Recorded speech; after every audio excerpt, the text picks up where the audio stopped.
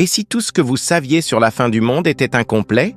Il est une prophétie, l'une des plus énigmatiques, cachée dans les textes sacrés. Une créature endormie depuis l'aube des temps qui un jour se réveillera. Ad-Dabba, la bête. Le Coran évoque sa venue en des termes qui, depuis des siècles, interrogent les savants et nourrissent l'imaginaire des croyants. Et quand la parole tombera sur eux, nous leur ferons sortir de terre une bête qui leur parlera. Qui est-elle, cette bête? Un dragon terrifiant? La métaphore de nos armes de destruction? Ou un être doté de raison, chargé de séparer le croyant du mécréant à la fin des temps? Dans l'ombre, elle attend son heure, tandis que se déploient les signes annonciateurs. La venue de l'imam al-Mahdi, la bataille contre le faux Messie et la descente du prophète Issa. Ceci n'est pas qu'une prophétie, c'est un compte à rebours.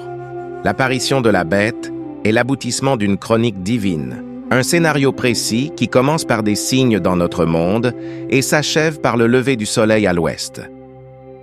Ce documentaire est un voyage à travers le temps prophétique, des derniers avertissements à l'Apocalypse pour tenter de percer le secret de Ad-Dabba, la bête qui, des profondeurs de la terre, marquera l'ultime révélation. Allah l'a évoqué dans le Saint-Coran. Et quand la parole tombera sur eux, nous leur ferons sortir de terre une bête qui leur parlera. Les gens n'étaient nullement convaincus de la vérité de nos signes ou versets. Sourate 27 An-Naml. Les fourmis, verset 82. La bête est également évoquée à travers les hadiths. Elle a suscité une floraison et une variété de commentaires. Il s'agit pour certains de la description de la fin du monde. Pour d'autres, d'un des signes annonciateurs de la fin des temps. Pour d'autres encore, il s'agit d'une simple métaphore pour désigner les armes nucléaires et autres armes de destruction massive enfouies que les hommes ressortiront pour se faire la guerre. Certains affirment qu'il s'agit d'un homme doté du pouvoir extraordinaire pour éliminer les non-croyants. D'autres, au contraire, estiment qu'il s'agit d'un monstre, l'occurrence d'un dragon terrifiant et affamé, qui dévorera tous les hommes encore en vie sur la terre au moment de son apparition. Mais avant d'évoquer la bête, revenons sur les événements précédant son apparition, à savoir la fin des temps et le début de l'Apocalypse. La fin des temps. Elle est annoncée par de nombreux hadiths. Elle se caractérisera par l'apparition de signes dits mineurs et majeurs. Les signes mineurs. La période des signes mineurs coïncide avec une généralisation de la malhonnêteté intellectuelle, la dissimulation volontaire de la vérité. Elle plongera l'humanité dans les ténèbres et dans l'ignorance, la violence, la corruption, l'injustice, la jalousie, la méchanceté, la crise des valeurs, la dépravation des mœurs, la conduite immorale, notamment sexuelle.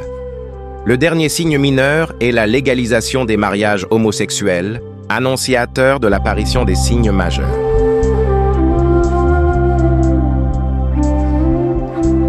Signe majeur. Le premier signe majeur de la fin des temps est l'apparition de l'imam al-Mahdi, annoncé par le prophète lui-même et par le grand pôle secoureur.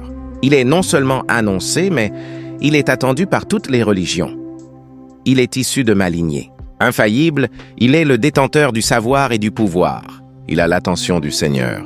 Autant de moyens qui feront de lui le dirigeant du monde, comme l'a enseigné le prophète, conformément à la volonté d'Allah, au principe de la religion islamique. Il mettra fin à la loi de domination économique, militaire et politique diabolique qui régit le monde actuel. Il rétablira la justice à la fois économique et politique, mais aussi sociale. C'est ainsi que les pays jusqu'ici, exploités et dominés, connaîtront le redressement de leurs économies et l'amélioration des conditions de vie de leur population. Ce nouvel ordre mondial de justice dans la production et répartition des richesses va entraîner l'adversité d'un personnage dont l'apparition sera le deuxième signe majeur de la fin des temps, Dajjal. Le faux Messie, l'imposteur, se fera d'abord passer pour le prophète Isa, puis pour Dieu. Avec un orgueil démesuré et doté d'immenses pouvoirs maléfiques, il va décider de mener une guerre de reconquête du pouvoir et de domination contre l'imam al-Mahdi. Une guerre qu'il perdra le troisième et dernier. Signe majeur de la fin des temps sera l'apparition d'un troisième personnage en la personne du prophète Issa ibn Maryam. Il redescendra sur terre pour achever sa mission. côté de l'imam al-Mahdi, comme nous l'a enseigné le prophète Muhammad. Il y a parmi ma descendance une personne derrière qui, Isa ibn Maryam, va prier. L'imam al-Mahdi et le prophète Isa ibn Maryam mèneront leurs missions qui sont intrinsèquement liées en parfaite intelligence. C'est d'ailleurs avec le sceptre de l'imam al-Mahdi que le prophète Isa exterminera Dajjal. L'Apocalypse débutera 2 ans après que l'imam al-Mahdi aura quitté ce bas monde, et plus exactement au lendemain de la mort et de l'inhumation du prophète Isa ibn Maryam à la Mecque. C'est cette date précise du lendemain de la mort du prophète Isa qui marquera le début de l'Apocalypse. L'Apocalypse va durer 17 ans.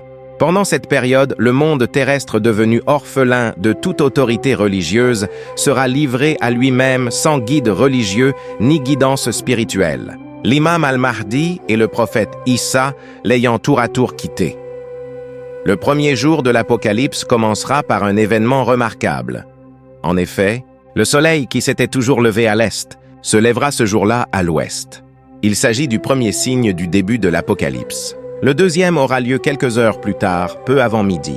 C'est à ce moment précis que la bête sortira des profondeurs de la terre en anéantissant les fondations de 4 pays limitrophes. La bête a l'apparence d'un dragon noir effrayant, muni de multiples doigts et des yeux semblables à des puissantes sources lumineuses. Tels des perles, il semble tantôt projeter de la lumière, tantôt des flammes. La bête, Adaaba, est dotée du discernement et parle le langage humain. Elle est ainsi capable de distinguer le croyant du non-croyant.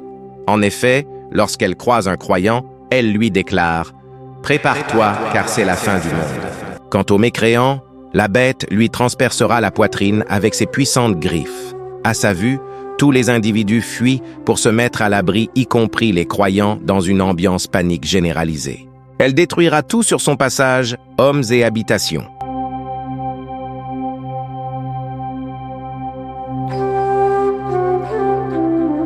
Quelle est l'origine de cette bête? La bête, Adaaba, est en vie depuis des milliards et des milliards d'années. En réalité, il s'agit d'un serpent qui entoure la montagne Jabal Kaf, la roche sur laquelle s'adossent les 7 terres. Cette montagne dénommée Kaf est citée dans le premier verset de la sourate 50 du Saint-Coran. Kaf, par le Coran glorieux. La bête est donc ce serpent qui abrite en son sein les virus et bactéries à l'origine des épidémies et autres pandémies. Ce sont des colonies entières en hibernation qui l'expulsent sur ordre divin par la gueule, aussi bien vers le monde des humains et des djinns que celui des animaux. Ce fut ainsi le cas pour le virus Covid-19, tout comme lors de la dernière maladie virale qui avait fortement frappé le monde des djinns en 1987. Une fois leur mission terminée, ces virus et autres agents pathogènes sont ravalés au sein de la bête sur ordre du Seigneur. L'Apocalypse sera donc pour la bête Adaaba l'occasion d'apparaître pour la première fois sur Terre. Pour ce faire, elle changera sa forme actuelle de serpent contre celle d'un dragon aux yeux de reptile. Certains saints ou élus de Dieu connaissent l'existence de la bête. Ils ont le pouvoir de l'apercevoir à l'occasion de leur visite des lointaines profondeurs de la 7e terre, mais elle n'est visible qu'à une certaine heure du vendredi. Une fois sa mission terminée, la bête retournera sous terre rejoindre son emplacement initial, la montagne Jabal Kaf. À la sortie de la bête, aux premières heures de l'Apocalypse, tous les éléments de la nature seront livrés à eux-mêmes, déréglés et déchaînés, sans que personne n'y puisse remédier. L'imam al-Mahdi, le prophète qui Isa ibn Maryam, ni aucun autre homme de Dieu n'étant plus de ce monde. Les fruits deviendront acides, les mangues, les pommes et les autres fruits pousseront des épines. Cet apocalypse va, rappelons-le, durer 17 ans durant lesquels la nature va se déchaîner avec un flot ininterrompu de vents violents et bruyants, de tempêtes de sable rendant la respiration et la vue extrêmement pénible, voire impossible, au point de rendre les yeux sanguinolents, de tremblements de terre incessants, de successions intempestives des tonnerres et d'éclairs aveuglants et sans fin. Autrement dit, lors d'une journée qui va durer 17 ans, la vie sur Terre deviendra infernale jusqu'à l'apparition de Yajouj et Majouj. Ces 2 créatures mettront fin à toute espèce vivante sur la planète et marqueront la fin de l'existence terrestre.